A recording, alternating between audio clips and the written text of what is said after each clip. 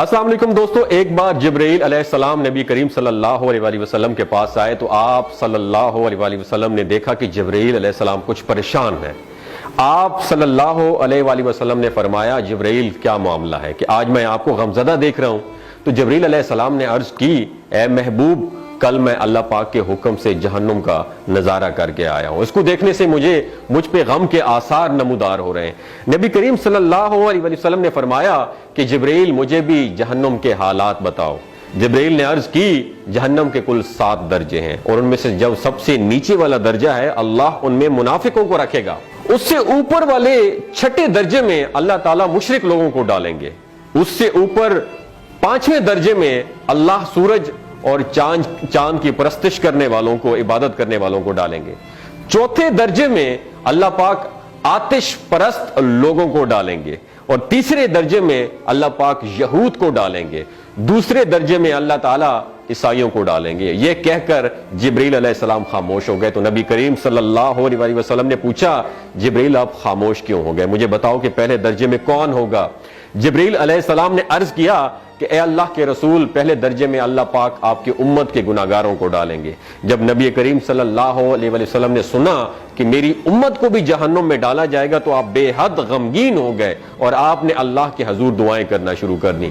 3 دن ایسے گزرے کہ اللہ کے محبوب مسجد میں نماز پڑھنے کے لیے تشریف لاتے، نماز پڑھ کر حجرے میں تشریف لے جاتے اور دروازہ بند کر کے اللہ کے حضور رو رو کا دعائیں فرماتے۔ صحابہ حیران تھے کہ نبی کریم صلی اللہ علیہ وآلہ وسلم پر یہ کیفیت کیسے طاری ہوئی ہے، مسجد سے حجرے جاتے ہیں، گھر بھی تشریف لے کر نہیں جا رہے۔ جب 3را دن ہوا تو سیدنا ابو بکر صدیق رضی اللہ تعالیٰ عنہ سے رہا نہیں گیا، وہ دروازے پر آئے اور دستک دی اور سلام کیا، لیکن سلام کا جواب نہیں آیا۔ آپ روتے ہوئے سیدنا عمر رضی اللہ تعالیٰ عنہ کے پاس آئے اور فرمایا کہ میں نے سلام کیا لیکن سلام کا جواب نہیں پایا، لہٰذا آپ جائیں، ہو سکتا ہے آپ کو سلام کا جواب مل جائے۔ آپ گئے تو آپ نے 3 مرتبہ سلام کیا لیکن سلام کا جواب نہ آیا۔ حضرت عمر رضی اللہ تعالیٰ عنہ نے سلمان فارسی کو بھیجا لیکن پھر بھی سلام کا جواب نہیں آیا۔ حضرت سلمان فارسی نے واقعے کا تذکرہ حضرت علی رضی اللہ تعالیٰ عنہ سے فرمایا۔ انہوں نے سوچا کہ جب اتنے عظیم شخصیت کو سلام کا جواب نہیں ملا تو مجھے بھی خود نہیں جانا چاہیے، بلکہ مجھے ان کی نور نظر بیٹی حضرت فاطمہ رضی اللہ تعالیٰ عنہا انہیں اندر بھیجنا چاہیے۔ لہٰذا آپ نے حضرت فاطمہ رضی اللہ تعالیٰ عنہا کو سب احوال بتا دیا۔ آپ حجرے کے دروازے پر آئیں، ابا جان السلام علیکم۔ بیٹی کی آواز سن کر محبوب کائنات اٹھے، دروازہ کھولا اور سلام کا جواب دیا۔ ابا جان، یہ آپ پر کیا کیفیت ہے کہ 3 دن سے آپ یہاں پہ تشریف فرما ہے؟ نبی کریم صلی اللہ علیہ وسلم نے فرمایا کہ جبرائیل نے مجھے آگاہ کیا ہے کہ میری امت بھی جہنم میں جائے گی۔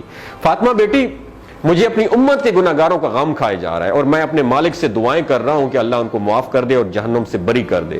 اور یہ کہہ کر پھر آپ سجدے میں چلے گئے، رونا شروع کر دیا، یا اللہ میری امت کے گناہگاروں پر رحم کر، ان کو جہنم سے آزاد کر کے اتنے میں حکم آ گیا، وَلَسَوْفَ يُعْطِيكَ رَبُّكَ فَتَرْضَىٰ، اے میرے محبوب غم نہ کر، میں تم کو اتنا عطا کروں گا کہ آپ راضی ہو جائیں گے۔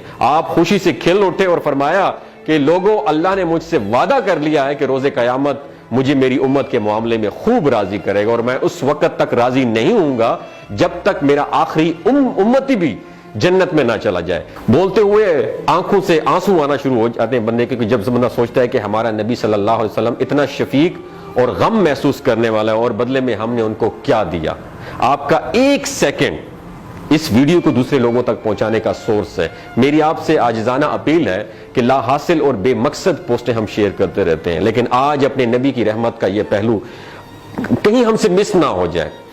ایک شیئر کر کے اپنا حصہ ضرور ڈالیے گا، کیا پتہ کون گناہگار پڑھ کر راہ راست پہ آ جائے اور دوسروں کو تھوڑی سی ہدایت مل جائے۔ کہنے کا مقصد یہ ہے کہ ایک نبی ہمارے لیے اتنا غم خوار ہے اور ہم یہاں بیٹھ کے اس کی امت کے اوپر اتنے مظالم ڈھائے جا رہے ہیں، ہمارے فلسطینی بھائیوں پہ اتنا ظلم کیا جا رہا ہے، لیکن ہم ٹس سے مس نہیں ہو جا رہے۔ آج ہمارے پاس اگر تلواریں ہوتی تو ہم تو بالکل سوچنا ہی ختم کر دیتے، لیکن آج ہمارے پاس میزائل ہیں، آج ہمارے پاس ایٹم بم ہے، لیکن پھر بھی ہم بے حس بنے ہوئے ہیں۔ اللہ تعالیٰ ہمیں ہدایت نصیب فرمائے، اللہ تعالیٰ ہمارے لیے آسانیاں پیدا فرمائے اور اللہ تعالیٰ ہمیں نیک کام کرنے کی توفیق عطا فرمائے۔ اپنا اور اپنے ساتھ رشتوں کا خیال رکھیے گا۔ اللہ حافظ۔